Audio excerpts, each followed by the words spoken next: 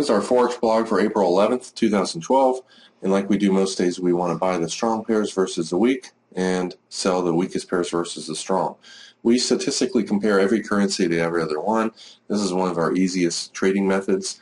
The real-time histogram on the top shows the strength or weakness of the dollar. This one's of the yen. We compare each of these to every other one, and the histogram is made up of 5 of our best statistical tools we've come up with over the last 6 years.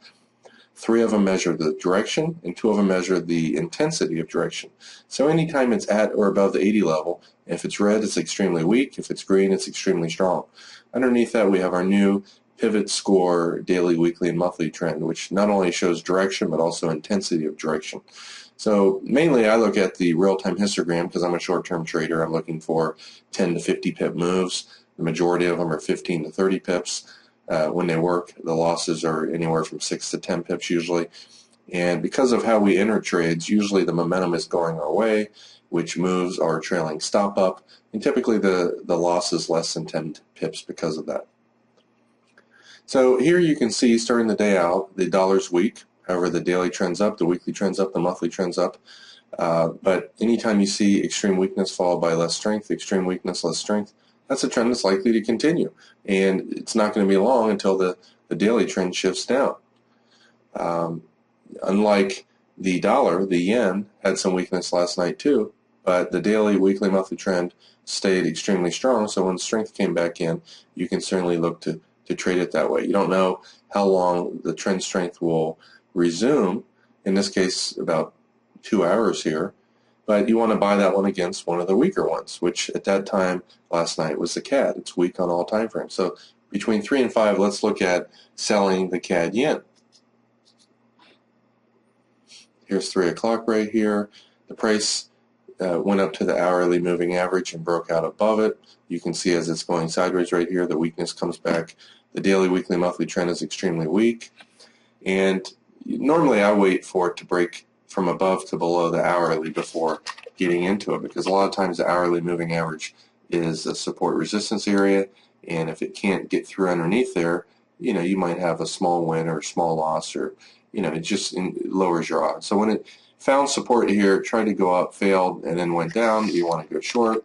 You always want to know where your fib target is. The bigger the first swing, the more likely the second swing is to give you a bigger profit. Here's your first fib target, here's your second one, and it kind of shot through both of them. The majority of the time, the market really doesn't continue when it passes the 1.618. So in this instance, you'd probably want to exit half your trade at 80.32. You're short this around 52. You made 20 on your first half, and when it starts to go back up above those bars high, you might be out here at 35. So you made it probably about 17 pips on that trade. As it comes back up to the hourly, this is usually a good place to go short, especially since all the time frames are down, there's no strength. You short right here, and as you can see, it comes back down again, and it doesn't have the intensity of the weakness it did before. So you exit with a 3 to 8 pip profit, and you wait and see what happens here. If you shorted it again right here, with your stop above the high, you would have a loss there. Also, keep in mind that after 5, the yen was no longer, super strong. It went weak again. So you're watching that in real time. Usually the dollar and the yen move in the same direction, so you can see the dollar was weak. Usually it's going to carry over to the yen too. They tend to, move in the same direction. That's why most of the time it doesn't make sense to trade the dollar versus the yen. Earlier in the day at 2 o'clock, you can see extreme strength in the pound here. You can trade that pound against the dollar, which is a higher odds trade between that and the yen. It doesn't have quite the same intensity of the yen, but the daily trend shifted down, and I always prefer to trade in the direction of most of the trends. I value the real-time one first, then the daily, then the weekly, and the monthly very, very, very little. I don't value the monthly. I only use it myself to increase my lot size under certain circumstances. In other words, if all the time frames are in the same direction, I will trade usually 30 to 50% more lots because the odds are higher. With the only one exception is if that currency's been up 3, 4, or 5 days in a row, then I will not do that. If it's just had one very strong day up and today's strong too, then I will definitely trade a lot more lots, because usually that trade's going to work, and you'll make a lot more pips by having a bigger position size.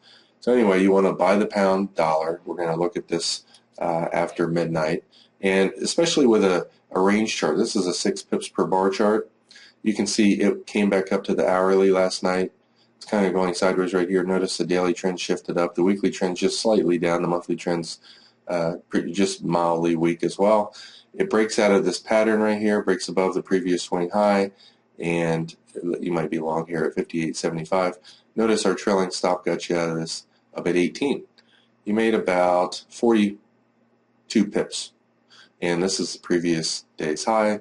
This is the Fibonacci area that I draw every night. I spend 30 or 40 minutes a night doing Fibonacci analysis, and it shows up on your charts as well as mine. I mainly do it for my own trading, but it's not much extra work copying and pasting these levels in there. Once I draw a fib level, if I right click on it, see copy to clipboard, it will copy those levels, and then I just paste it in a file, and it shows up in the software for everyone, including myself. I like to see them right on my charts rather than have a sheet of paper with a bunch of levels that I'm looking to buy and sell at. That's ridiculous. It's much better to be able to see it. You can watch all your currency charts and know where the next major levels are. So anyway, this was a wonderful, high profitable trade. You have this decent pullback. The farther down it pulls back, you can see this is about a 35 pip pullback, the more likely it is to go up. And on a range chart, there's a couple of patterns that I look for. One is a 3 to 5 bar red pattern, and then I wait for one green bar. And so you can see the first pullback was right here. Here's a green bar. If it goes above these bars high by 1 pip, I go long, but it doesn't. And then here's only a 2 bar pullback. That doesn't count. And then we have 1, 2, 3, 4, 5 bar pullback. One green. When it goes back above here, you can be in this trade here at 94 instead of waiting for the trailing stop at 98 to get hit. That means 4 extra pips profit if the trade works, and 4 pips fewer risk if the trade doesn't work. If I buy here at 94 and I put my stop right underneath here, I'm risking 10 pips. And so you can see in it, let's just say 94, and it came back up to the high here. Notice on that second wave up here, it didn't have the intensity it had before. And so you might want to exit half your trade at the 10-day moving average, which is the resistance area, and then get out of the second half when it hits the trailing stop at 0.04. So you would have been out of half at 13 and the other half at 0.04. The average exit somewhere around 9. You're in this trade at 93. You made about 14 pips. And then you got another pullback right here. Again, I would look for at least a 3 to 5 bar pullback. So here's 3 bars, 1 green. Wait for it to go above the bars high right here at 87. Comes back up to the high right here, and you can see it falls off a cliff right here. So you might exit that trade with a small 7 or 8 pip profit. But the point is, the pound's strong, the dollar's weak. If you just want to use our trailing stops to get in here, out here, in here, out here, in here, pretty much a break even that time in here. Very nice 30 pip win that time in here, pretty much out at break even. In here, small 10 pip loss in here at 0.04, and it's all the way up to 21. You can see the vast majority of these trades, just by using the trailing stop, worked. As we saw on here, the CAD is also extremely weak on all time frames, whereas the dollar and the yen have a weekly and monthly trend that's up. So you could also have traded the pound against the CAD. You're looking to buy the pound CAD. This should be a very smooth uptrend, and it's not as pretty as I would have thought by looking at the chart, probably because there's only about 3 hours worth of strength, and then it was kind of mixed the rest of the day. But nonetheless, if you're looking to buy this one's going sideways. It breaks out above the previous day's high right here at 36. Most of the time you want to draw your fibs on here, and the market's going to stop at the fib target. If you want to get into your trade here and get out with 15 pips, wait for that pullback, make another, this is actually in here at 37, it went all the way up to 55, so you might have been able to make 10 pips on that. Wait for this pullback, and when it goes back above these bars high here and at 44 and out at 63, so that's about a 20 pip win. But you can see if you bought every pullback in this regardless, breaks out, pulls back, you bought that, it went up. Brought the pullback right here, it went up about 8 pips, more than enough to move your stop almost to break even. You might have lost 4 or 5 pips here. About this pullback here, it went up. About the pullback here, it went up a little bit, probably broke even or lost a few pips. Double bottomed right here. You bought it when it broke out again at 35, and it wallowed all the way up to 65. The point is, if you use a currency meter, it pretty much nails the direction. You wait for a pullback. There's only 2 entries. It's very easy. You wait for either a pullback trade or a sideways 30 minutes to 2 hours rectangle pattern, and when it breaks out over the high, you get in. The tighter that rectangle pattern is, the better. If it's in a tiny 8 to 15 pip range for 2 hours, it's much better trade than if it's in, going up and down, up and down, up and down, a little rectangle pattern over a 30 pip range. A lot of times you want to put your stop at the other side of that rectangle, so the tighter the rectangle is, the less pips you're risking. Now you can see that New Zealand had some weakness and then all of a sudden some strength here. The monthly trend is slightly up. The weekly trend is just barely down, which means it could easily flip to up. And so when you see some strength here at 530, not a bad place to be looking to buy the New Zealand.